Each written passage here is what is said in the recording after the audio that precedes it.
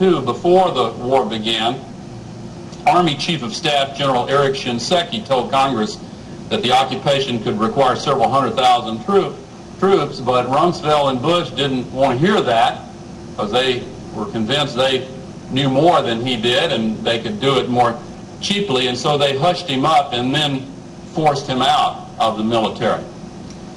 In any case, as a direct result of the incompetent planning and inadequate troop strength, young soldiers were put in an untenable position. For example, young reservists assigned to the Iraqi were called up without training or adequate supervision and then instructed by superior organizations not in their chain of command to, quote, break down prisoners in order to prepare them for interrogation.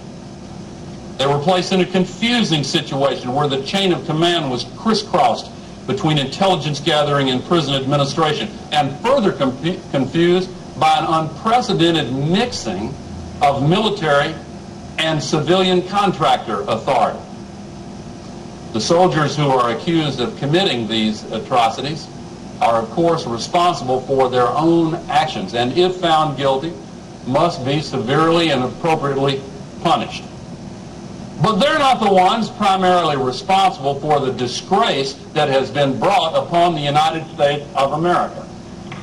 They're not the ones who designed the policy and put it in place.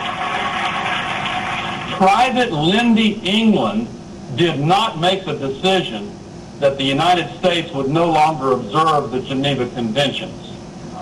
Specialist Charles Grainer was not the architect of the American gulag of dark rooms with cold, naked prisoners to be stressed and even, we must use the word tortured, to force them to say things that legal procedures might not induce them to say.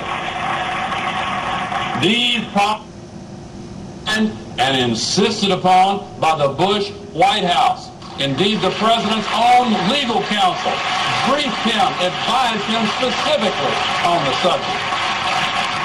His Secretary of Defense and the Assistant Secretaries of Defense pushed these cruel departures from historic American standards over the objections of the uniformed military.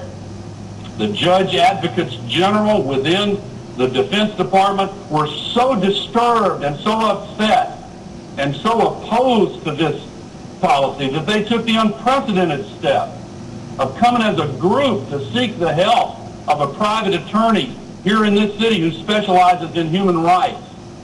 And as a group they said to him, quote, there is a calculated effort to create an atmosphere of legal ambiguity where the mistreatment of prisoners is concerned.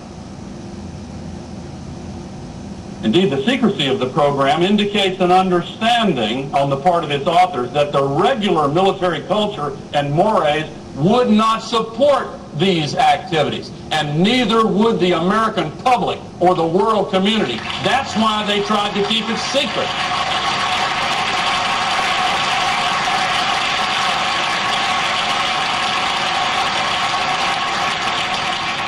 Another implicit acknowledgement of violations of accepted standards of behavior is the process of farming out prisoners to countries less averse to torture and giving assignments to private contractors who are accountable apparently to no one.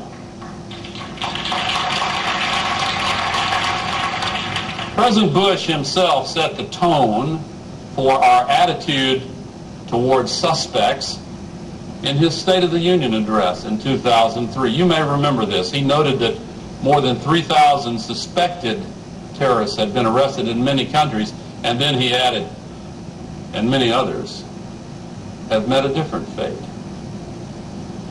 Let's put it this way. They are no longer a problem to the United States and our friends and our allies.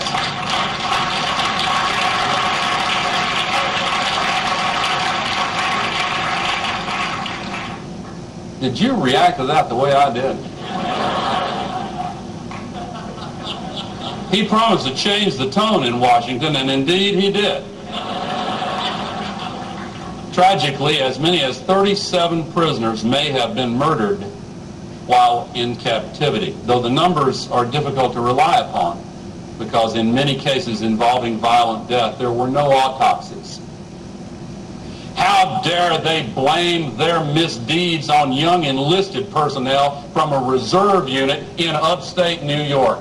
How dare they say this is the work of a few bad apples among enlisted personnel?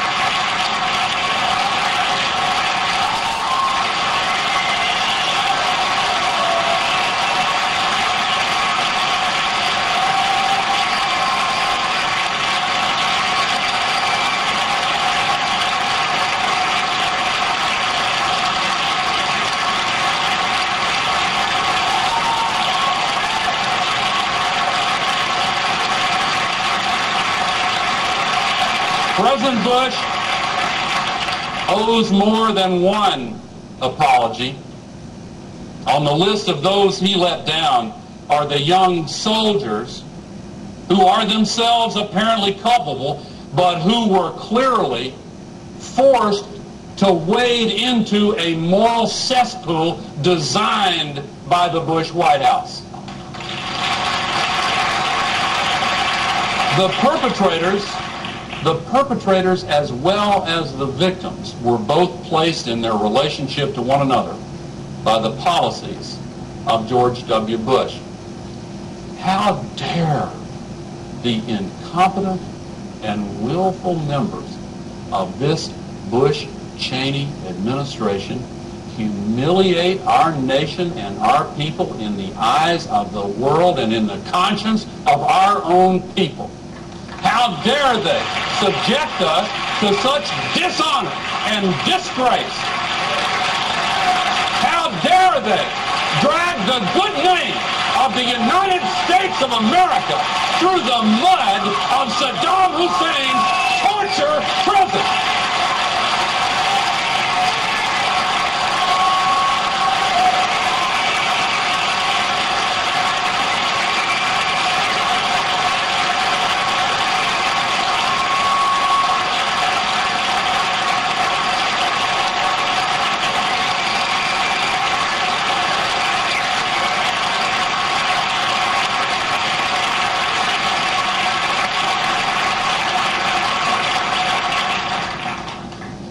Everybody makes mistakes, but this is more than a mistake.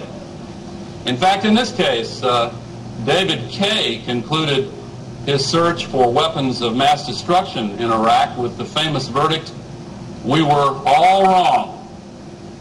And for many Americans, Kay's statement seemed to symbolize the awful collision between reality and all of the false and fading impressions that President Bush had fostered in building support for his policy of going to war. And now the White House has informed the American people that they were also all wrong about their decision to place their faith in Ahmed Chalabi, even though they've paid him $340,000 per month and put him adjacent to the First Lady for the State of the Union address. He had been convicted of fraud and embezzling $70 million in public funds from a Jordanian bank and escaped serving a prison sentence by fleeing the country. But in spite of that record, he had become one of the key advisors to the Bush administration on planning and promoting the war against Iraq. They repeatedly cited him as a trusted authority and perhaps even a future president of Iraq.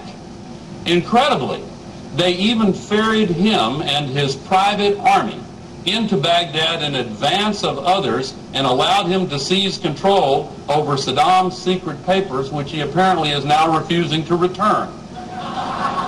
Now, after all of that, now the Bush White House is telling the American people that, oops,